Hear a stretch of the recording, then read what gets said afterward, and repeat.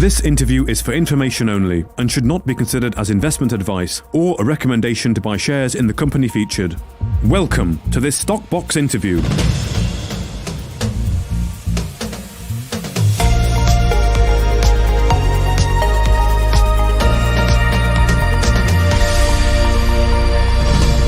Joining us today for a little special feature following on from news on Friday about the Great Red Spot and the Iocg study that was undertaken, the Conceptual Economic Viability Report. We've got some slides to look at, Ben. You're going to take us through some. And just looking at that first one, I mean, wow, is that actually Botswana as a whole and the EM? That is Botswana as a whole. That's actually it's the historic airborne magnetic surveys that were flown. I believe this is the map from the original one from the 1970s. Wow. So you can see the KSZ marked down there with a nice big great red spot over it. Indeed. It's amazing to see that, a whole of Botswana there mapped out. We've got this up on the office in the wall. I mean, you sort of do spend probably more time than I should staring at it, imagining where our wealth is going to come from, these vast riches we're going to untap. Indeed. Well, talking of that, do you want to tell us then a bit more about the study that you've undertaken? Yeah, exactly. So this report that we've done, Mark, it's a conceptual, keyword there, conceptual economic viability report. At this stage, we obviously don't know about the mineralization deeper in the Great Red Spot because it hasn't been drill tested beyond the borehole that we drilled, KSZ DD001. So the underlying geology, there's a lot that needs to be learned about it. But before we went off, as I said in our audio interview recently, before we went and dedicated much more exploration resource to this target, which in this area is a second target on top of the nickel copper sulfide ore bodies that we're pursuing, these Norilsk style deposits. We wanted to get an idea, could we try and quantify the blue sky here? We didn't want to go off chasing windmills. We wanted something that, if we did make a discovery and it's of the scale that we hope it is, could this actually be viable? Now, to drill test this, we believe is going to be relatively straightforward. We're going to produce an update with a more detailed exploration plan in a few weeks' time. We've got a bit more work we need to do on this. But we wanted to understand a bit more before we sort of set off down that path, that we'd have a degree of confidence that if we were to find something, it could actually turn into a serious mine one day. Mm-hmm. Mm-hmm. Excellent. Okay, good. So what we've prepared now is just a bit of a presentation, just to remind everybody about sort of the Iocg targets. These are I've taken a number of slides that we've already released. I'd just like to talk a bit about them, and of course, put into context really, what these numbers actually mean and how they're guiding our exploration moving forward. So here's our usual disclaimer, and well, let's start with the regional view. Now, the key thing about the Great Red Spot to understand is its situation, its location. It obviously sits on the KSZ, which is, of course, our main target area that, of course, we built our license portfolio around. But one of the areas I think that we haven't explained enough about with the KSZ, one of the things that's very interesting about it is you have a number of these cross-cutting regional faults that appear from north to south. And over the Great Red Spot itself, you have 4 of these that appear to intersect the great magnetic anomaly that exists there, which is, of course, 8 kilometers by 5 kilometers. This thing is absolutely huge.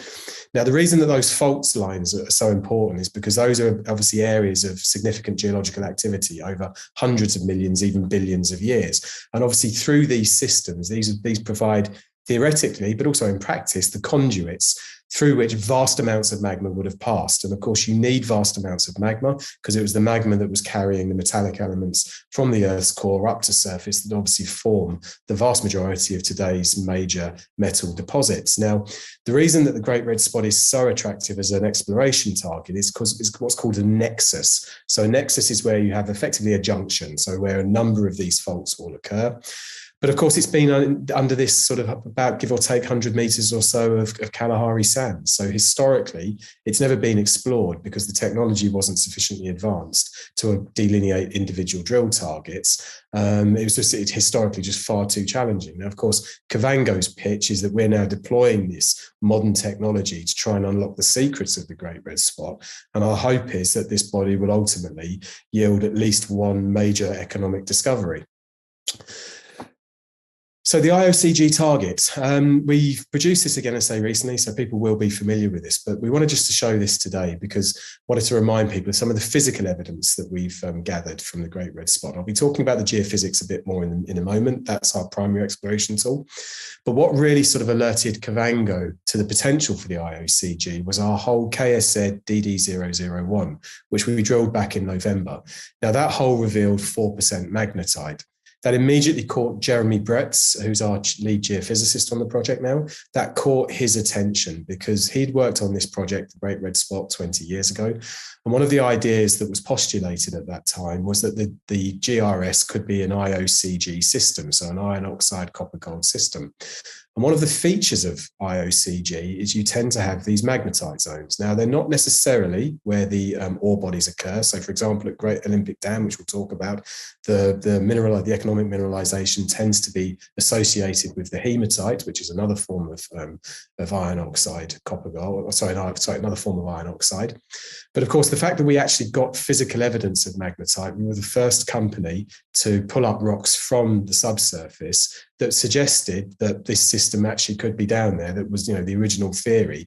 And the previous exploration hadn't actually uncovered that. So it's quite an exciting step forward for us.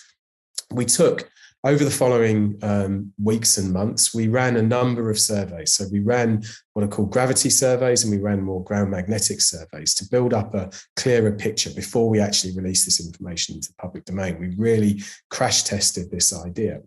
And there were two features that stood out to us immediately. First of all, what we're looking at here, this is the magnetic body. So on the left, you have the Great Red Spot, which is this sort of crown-like feature, give or take. It's about 5 kilometers by 8 kilometers, and it has these sort of limbs that are reaching up to surface. And on the right-hand side, you have Olympic Dam. And as you can see, Olympic Dam is open to the west. These two images are to scale. So you can see how the Great Red Spot compares to the size of Olympic Dam. And obviously Olympic Dam extends off to the south as well. But if you look at these two magnetic bodies, they seem to share very sort of similar morphology. Now, quite what that means yet, we don't know. We need to go and drill test it. But obviously, at this stage of development, it does look very interesting that they appear to be exhibiting a similar sort of shape, a similar sort of size. We're looking at same scale targets from a magnetic point of view. Now, the magnetite that we hit was on because we weren't going for this target when we drilled, was on one of the limbs. And the 4%, it basically aligns with the magnetic intensity of the readings at sort of further out or to the extremities of this Great Red Spot anomaly. The closer to the core of the anomaly that you get, the more intense the magnetic readings, and that suggests that the magnetite, there will be more magnetite. We'd expect sort of upwards of sort of maybe 8%, maybe 10%, the deeper into this that we get. And if I just take you back to the previous slide, again, that's sort of a feature that you see with these Iocg systems. The sort of the mineralization tends to be weaker on the outside, and towards the center, it can become more intense. So again, this is circumstantial at this stage, but the fact that the 4% aligns with the magnetic model, which aligns with the suggestion that the deeper into the guts of this thing you get, the more intense possible mineralization appears to be. It's another encouraging sign for us. So we've put obviously this slide here to give an idea of the scale of the two projects, because of course Olympic Dam is, I believe it's the world's largest mining operation. So we really are talking about potentially a huge project here. So the second area, which was really excited us. Now, we released these results just before Christmas. We ran a gravity survey and we identified this 30 milligal gravity anomaly. So it's this grey body here. Now, what's significant about that is, as you can see, the grey body, the magnetic anomaly, is coincident. In other words, it appears to sit within the magnetic anomaly. Now, in very broad brush terms, when Olympic Dam was originally drilled back in the 1970s, and this is one of the key points that Jeremy made in this presentation. When it was drilled back in the 1970s, it was drilled on the basis of a very similar magnetic gravity anomaly, coincident magnetic gravity anomaly, exhibiting very similar characteristics to what we're looking at in the GRS. So again, it's all still circumstantial at this stage. We need to test this with the drill bit. But at this stage of exploration, it's a case of, we're having to sort of take each step forward. And so far, nothing has ruled out the possibility that this actually could be what we're looking at. And today's economic or conceptual economic viability study is obviously another step forward in that direction. Now, this is the ace up our sleeves that we have these days. So Olympic Dam was discovered in the mid-1970s. AMT technology, or CSAMT, I should say, controlled source audio magnetotelluric surveys, just wasn't around. Now, we've run 2 lines so far over the GRS and half a line, as you can see here.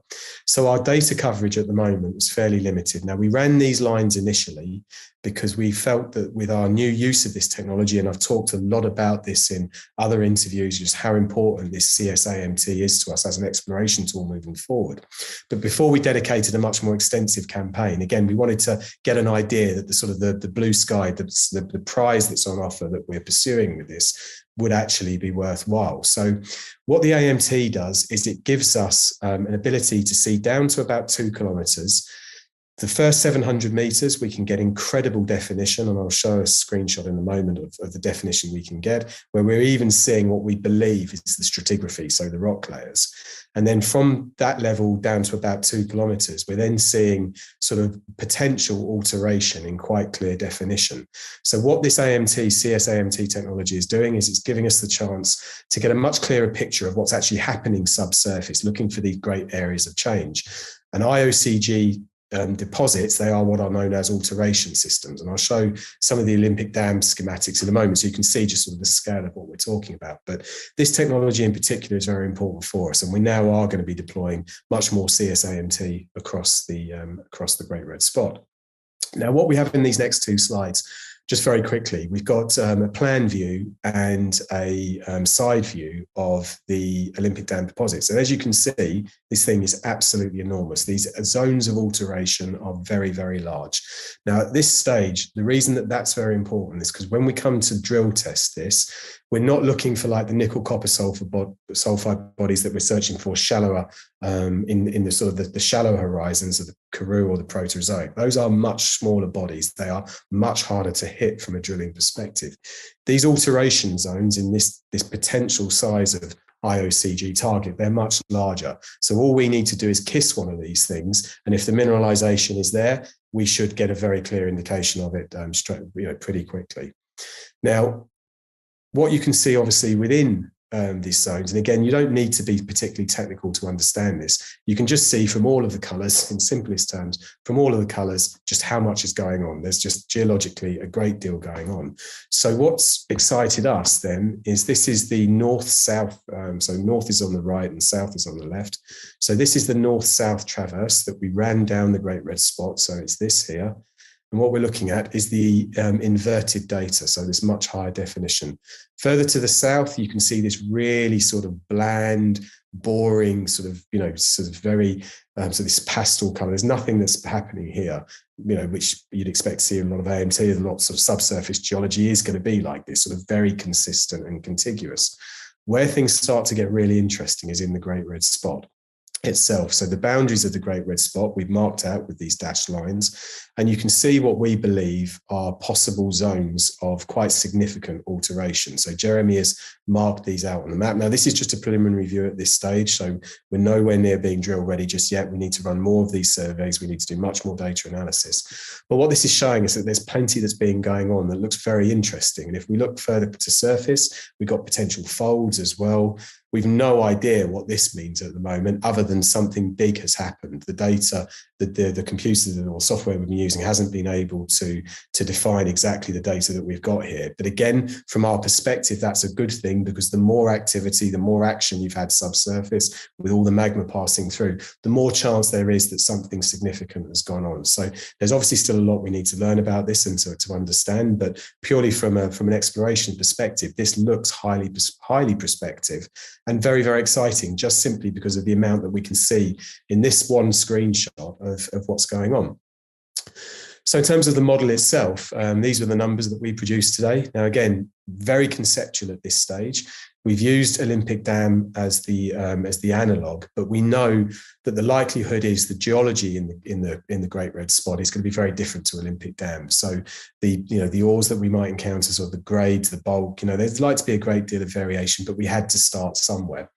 So what we did, the full mining report's on the website. We've put a lot of information in the RNS that accompanies this. There's too much information to provide on this slide, but we ran 3 scenarios just to give us an idea of economically, how viable might this project be. And the numbers, they do stack up. Obviously, option 3 was the most conservative.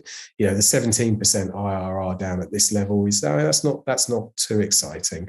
But if we look at the direct Olympic Dam analog, where we fed through the reported grades from BHP and the reported throughput from their mines, things do start to look very interesting indeed. But again, I've got to emphasize this is purely conceptual at this stage. What we need to do is to go out and drill test this, establish the mineralization is there, and at that point we can start to do more definitive studies. This is just conceptual at this stage to give us an idea that the upside we're going for is meaningful and something worthwhile to pursue. Mm-hmm.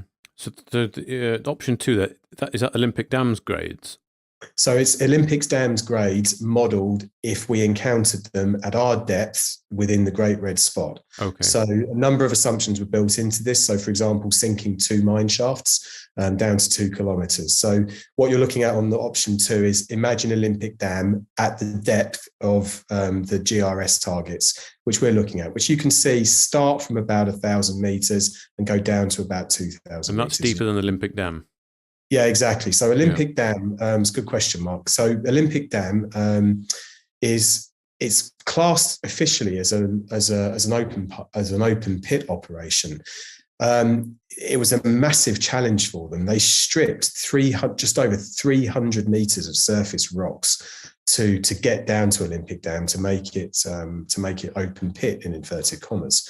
It was a huge engineering challenge, and that, of course, has significantly impacted the economics. If you think about sort of what 300 meters actually means, if you visualize the Shard Tower in London, that was how much rock they stripped off the surface just to get down to the juicy stuff.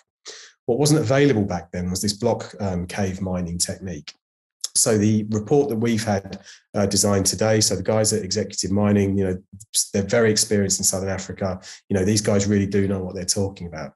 So what we've based our model, or they've based our model on this block cave mining technique, which is an underground mining technique, as opposed to this sort of very, very challenging open source, which they pursued in Southern Australia. Okay. And the other 2 models, and let's have a quick look at them just to confirm exactly what the... So the option 1 there, that is using... So just explain what that one is.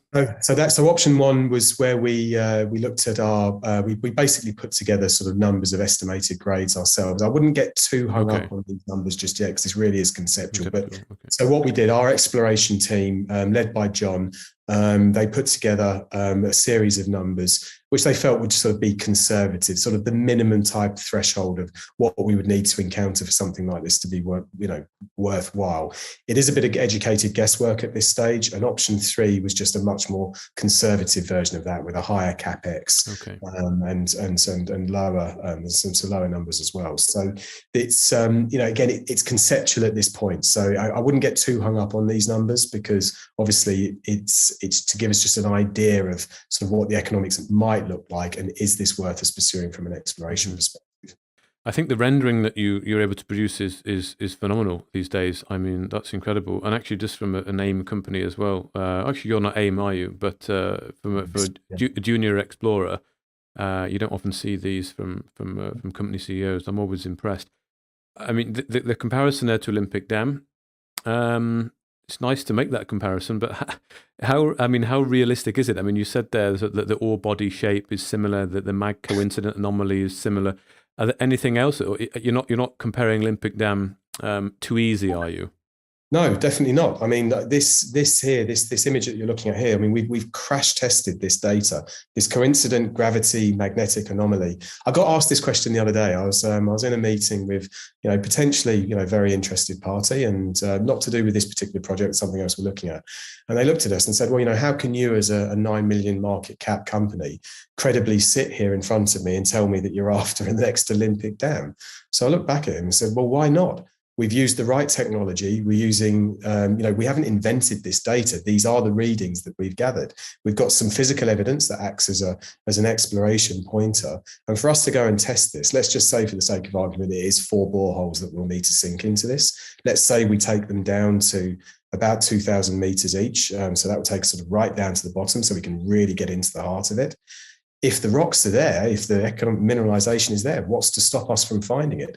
We know that with our drill partner, Equity Drilling, we've a huge amount of confidence in them. They've taken us down to 1,000 meters already with a much smaller rig, so we would need a bigger rig to test these targets. But from an exploration perspective, we've done everything right. We followed the right method, we've used the right technology, we're applying the right analysis to it.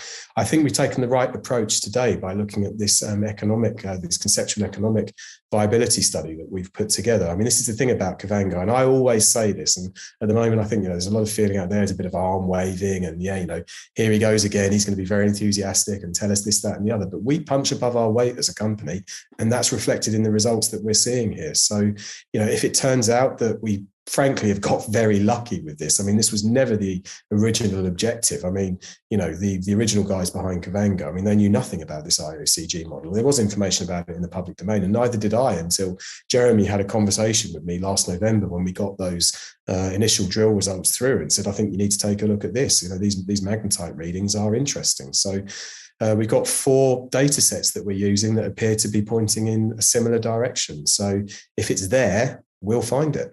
Okay. Well, of course, you've got the Kalahari sands, haven't you, to contend with as well. How are you planning the next phase of drilling here? It's an excellent question. So this is what we'll be updating on in the exploration report. We did say in the RNS that we will be releasing that. This is the key question, sort of how we'll be doing it. Ideally, what we're hoping is that sort of up at around about this level here, the sort of 500 meter level, this is where the Karoo Gabbros are. We've got some very interesting stuff happening there. And this is roughly where the B conductors are. We obviously haven't talked about those today. That's the Norilsk style model. We're hoping that if those B conductors align with some of the potential alteration zones we want to test, we'll sink boreholes that will test both target horizons. So they'll go right through the nickel copper sulfide targets down to the Iocg. That will obviously save us a great deal of money. It will save us a lot of meters in terms of drilling. So there's a fair bit of work that we need to do to see whether or not they line up and stack up with each other. But we'll be describing that sort of in more detail in the exploration plan that we plan to release in a few weeks' time. Okay, well, I look forward to seeing that, Ben. Thank you very much for showing us these 3D images again and explaining that study that you had in detail there. Thank you very much, Ben Turney, the CEO of Kavango Resources. Thanks for having me again, Mark. If you enjoyed this interview, then give us a thumbs up, a like or a retweet. Subscribe to us on YouTube or follow us on Twitter and hit that notification bell to be the first to know when we release new content. There's loads of great content on our website too, across all our programs at stopboxmedia.com. Thank you for watching.